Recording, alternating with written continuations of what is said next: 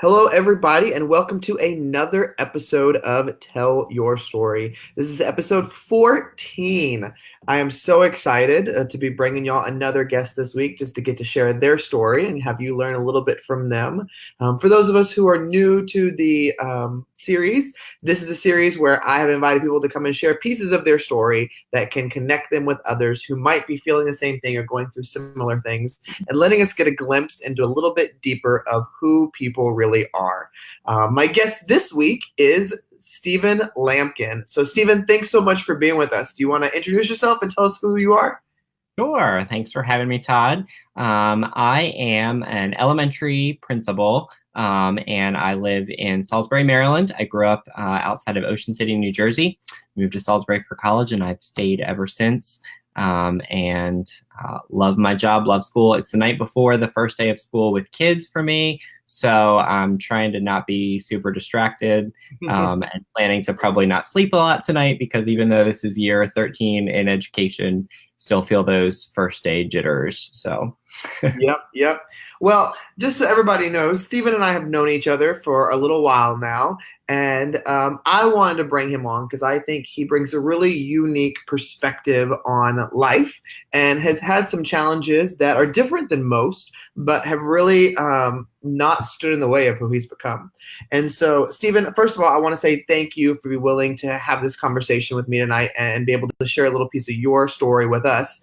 But obviously, you know what I'm talking about, and that's the fact that you were born with cerebral palsy. And so, can you kind of tell us a little bit about how that happened for you? And then for those people who may be listening and may not know what cerebral palsy is, can you kind of give some background on for there too? sure. So cerebral palsy is kind of like an umbrella diagnosis, if you will. So there's a wide range of what it can look like as it manifests in different people. But basically, it's physical disability that impacts muscle coordination, tightness, balance, all of those kinds of things.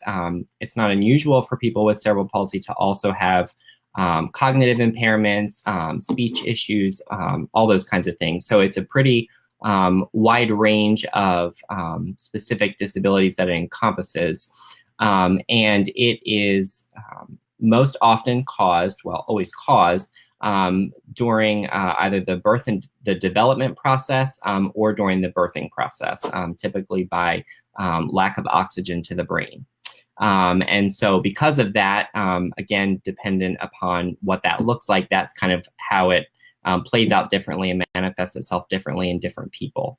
So part of my story that's kind of unique when it comes to the CP is that there was no red flags throughout my mom's pregnancy or with my delivery that kind of gave any indication that anything was wrong, so to speak.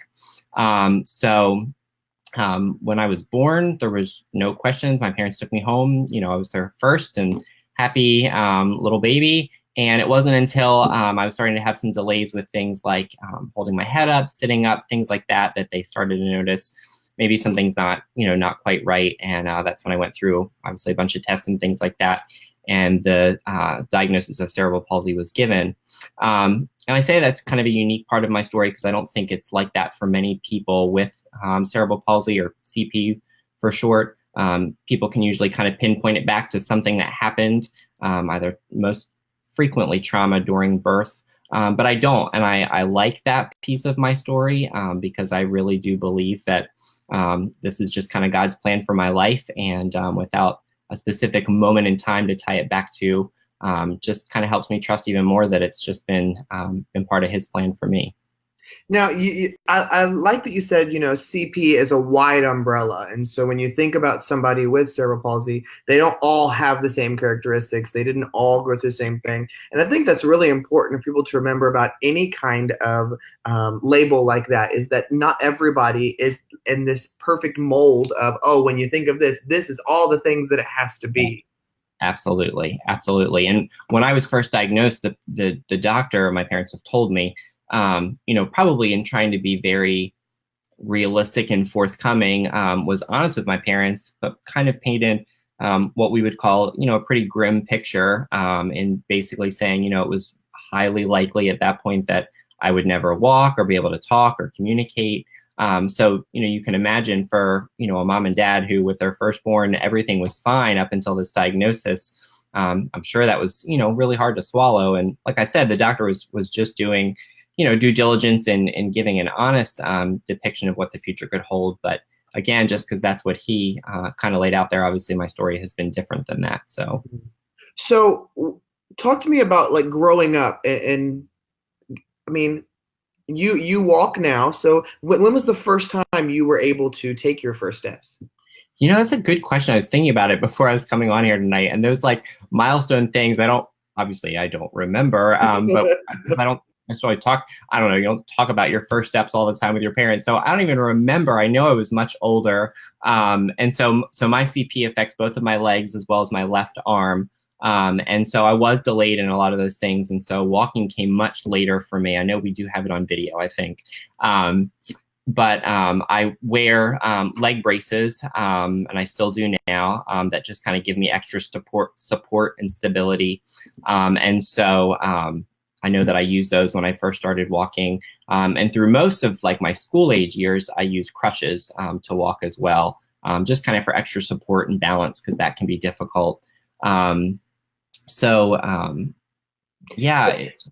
go ahead. In school, did you ever find yourself feeling different than the other kids, or was it something that just with the way that you were always raised and brought up, it was like, nope, I'm just like everybody else. I just do it a little bit differently. Like how was that for you growing up? Mm-hmm. I would say a balance, and probably I experienced it both ways. It's interesting when I was going into public school as in the late 80s, there was a big push for me to be put in a self-contained special ed classroom. So even though there was no evidence of any sort of cognitive delays or anything like that, it was still the time when anybody that was, quote, disabled was kind of lumped into that classroom. And so my parents really had to fight for feeling like that was not the best environment that was going to be the most conducive to my learning.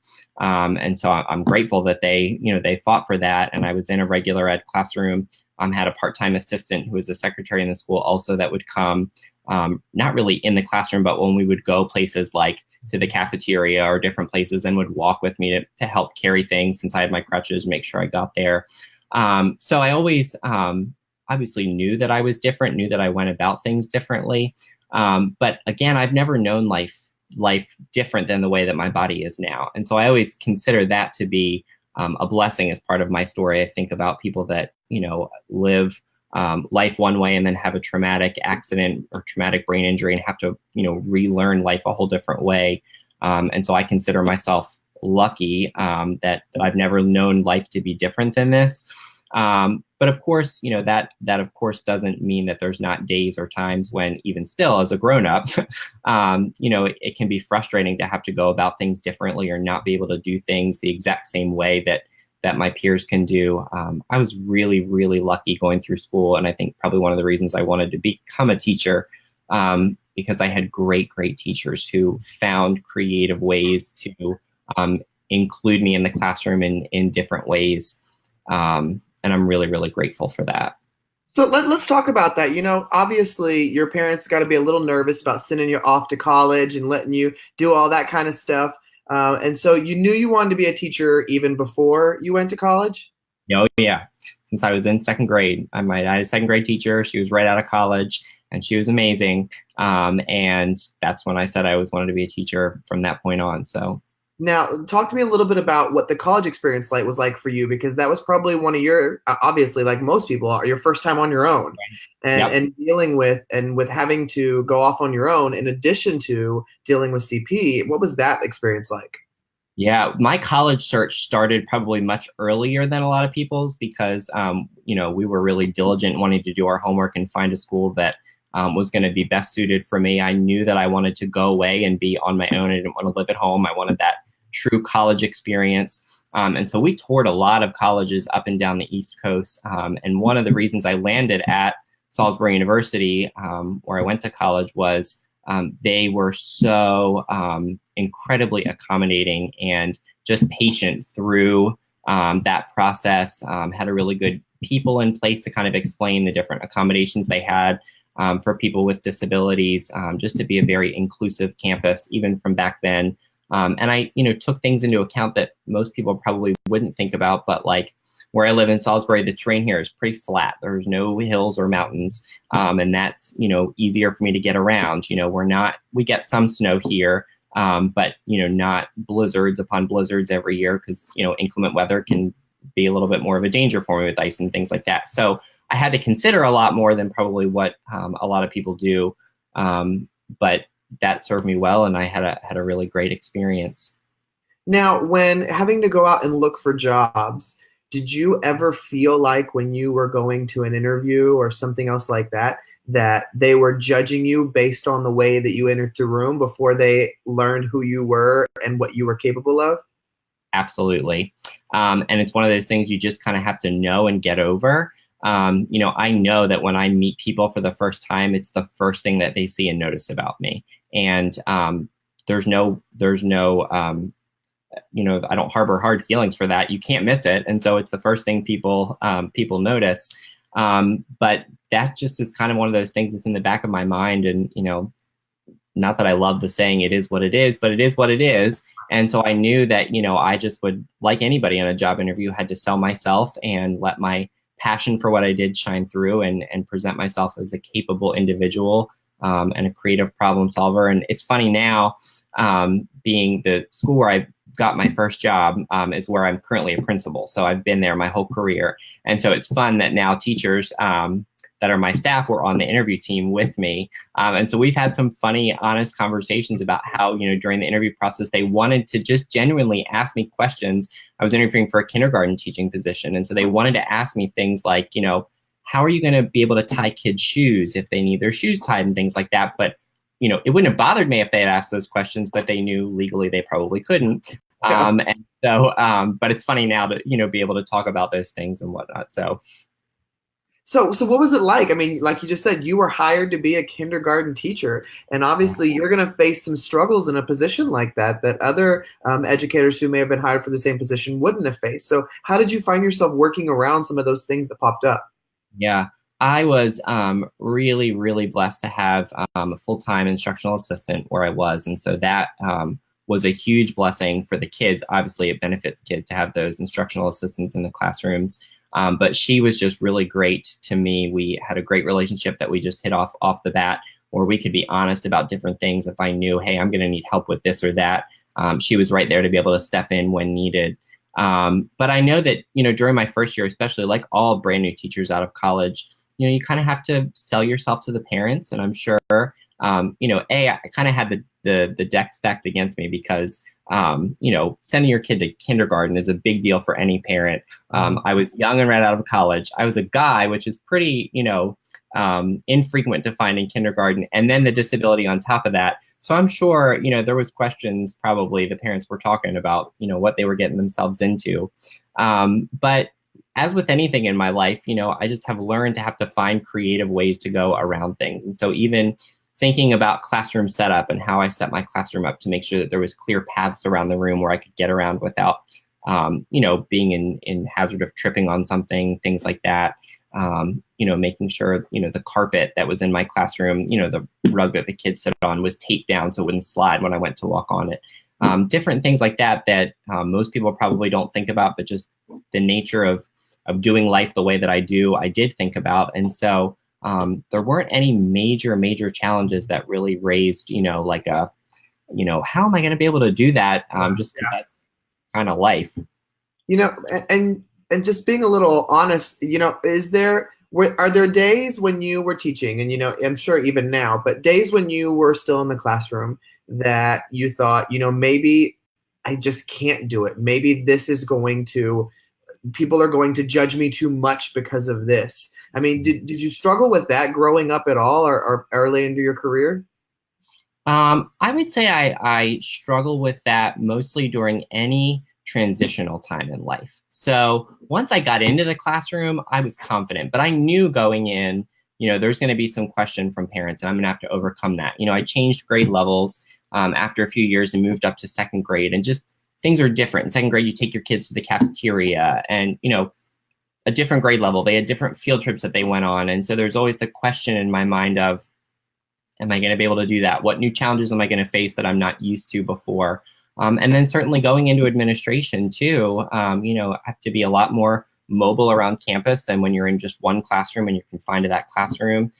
You're up and talking in front of big crowds of people a whole lot more, and that doesn't necessarily make me nervous, but sometimes, the walk getting from my seat in the first row up to the podium can make me nervous when all those eyes are on you, and things like that. So there's always that thread of self-doubt that can weave itself in at different points in times.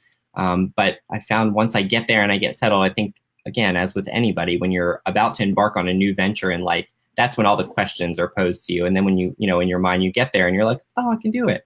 And so I think it's the same, but just like anybody that struggles with any sort of sense of doubt or questions their abilities, we all have days where it's harder or it's easier, or there's days where it's, frustrating.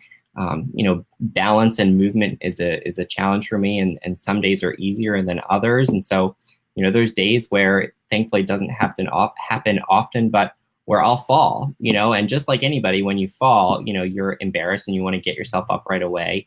And there's times when things like that happen that it probably lingers with me a little bit more than it does with other people. And, you've been on the recipient end of a text message every now and then that this is just one of those days where it stinks. And, I've just come to the place where you just have to own that sometimes, and own that, like anybody, we all have days where we wish our life circumstances were different. But you dust yourself up, you get off, you get yourself up, and you do life different or the same the next day, and you go with it.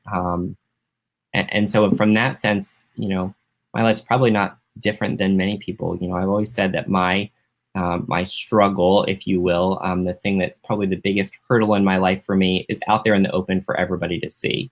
But everybody has those things in their lives. Most of them, they're invisible. Mine just happens to be a little bit more visible for other people. Well, and in saying that, one thing I've always been impressed about you with is that, like you said, when you walk into a room, you walk differently and things like that, but you don't act like it's an uncomfortable thing to talk about with kids. You encourage kids to ask questions. You talk about it very openly. Why have you felt that that's the path for you to do?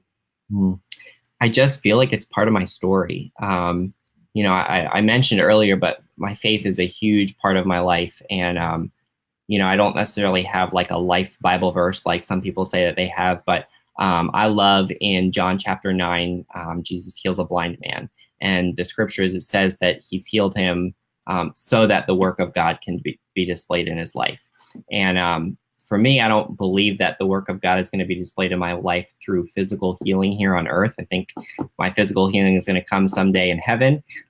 But I do believe that this has happened in my life so that the work of God can be displayed. And so you're right in that it's not something that I shy away from talking about. It's also not something that I openly broadcast and open discussions about CP or living with a disability all the time.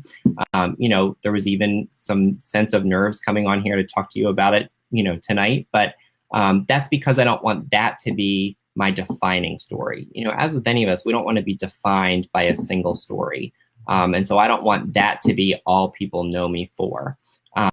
But I do want that to be a light and a lamp for other people and in their lives. And I think when we're open to that and we allow God and circumstances to present themselves where we can be used, why would we want to shy away from that? And so especially with kids, sure, our job as educators is to prepare them with math and reading and all those important skills. But I'm probably more interested in how we're shaping them to be people and to have empathy for others and to understand others and ask questions and know when it's okay to ask questions and how to do it in a respectful way. And so any piece of my life that I can use as an example for them and as to have conversations with them, I look at that as a privilege and really as my calling as an educator. And what do you find is the biggest thing you've learned while talking to kids about this? I have learned how do I want to say it? Kids are so curious, but they're also so quick not to hold things against people. So like, when a kid asks a question, I think my favorite, the favorite way that a kid has posed it to me was last year, a pre-K student said to me, "How come you walk like a penguin?" And so we had a discussion about that because you know what? I do kind of sway back and forth. And yeah, it kind of looks like the way a penguin walks. So, if an adult said that to me, I might be offended. But for a kid, like that was their frame of reference. And so, we had a good conversation about that. And it was once they understood and explained, okay. And we've never discussed it again. And, I really do believe that they probably don't see that when I walk into a classroom, right away anymore because they're just used to that's how I am and who I am.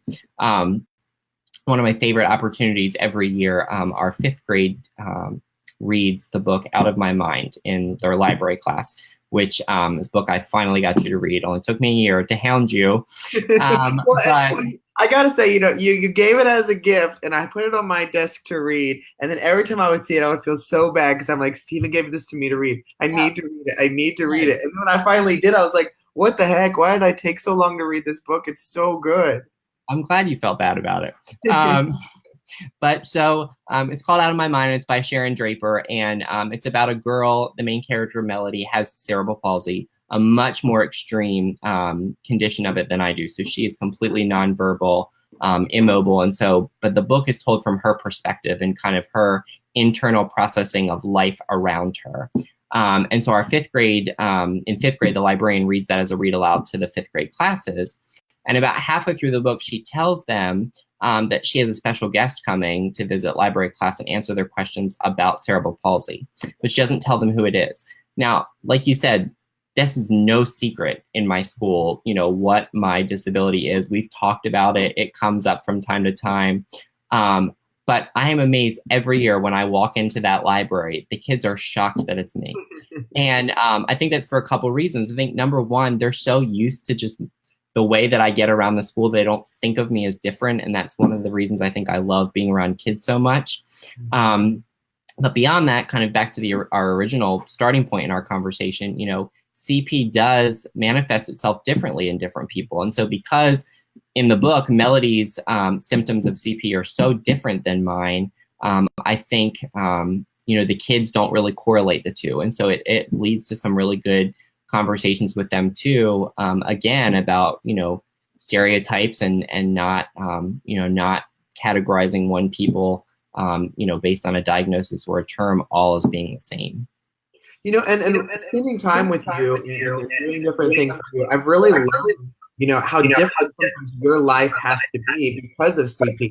Whether that is deciding on the places you're able to go because either they have access for you to easily get up in there. And, for me, as an able-bodied person who can do anything I want to do, it's like I don't think about if there's a ton of stairs. I don't think about if there's a ramp here or there. I don't think about all these kind of things. But those are things that you have to bring into consideration when you're making choices of where to go and what to do, even as much as traveling, because like you said, you do walk and you walk with a brace just to kind of help you remain stable. But that doesn't mean that you can walk long distances. Right. Because that is exhausting and your muscles get tired. And so sometimes you have to use a wheelchair or things like that. And so what have you found like you really having to alter the most in your life because of this disability? Travel is probably the biggest thing. I would say I have, like you said, I use a wheelchair. I did get, when I went to college, well, actually in high school, I used a motorized scooter. The high school I went to was very large. And so I used a motorized scooter to get around the hallways and whatnot. And so then when I went to college, that's what I used to kind of get around campus. And then I didn't use a scooter for a long time. And I had a manual wheelchair. If I went to the boardwalk or went on vacation, Disney World or things like that, we would take the manual wheelchair. But, that required somebody to push me. And so this past year, I got another motorized scooter because, again, I wanted to be able to travel and go places and do some things. And the scooter kind of gave me a little bit more independence to be able to do that.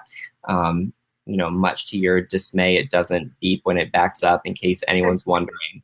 Todd was crushed by the fact that it doesn't. It wasn't just me. Your brother was giving you a hard time about it too. That's true, but you fueled the fire with that one.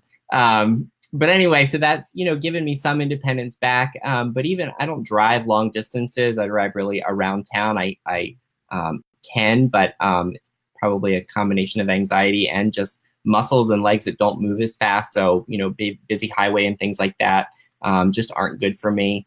And so that can be a little bit limiting sometimes, but you find ways around things. I wanted to go to the NAESP conference this year in Orlando, and my brother, who's also an educator and aspiring administrator, we went together and had a great time.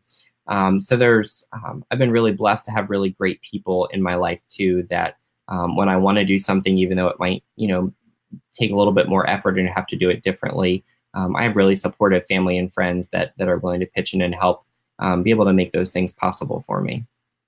Have you had the opportunity to meet other people with CP? You know, yes, I'm sure in my life, but not in a major monumental way that I can remember. When I was a kid, I had physical therapy every week, and most times the physical therapist would just come to my house because it was mostly just to do stretching and things like that.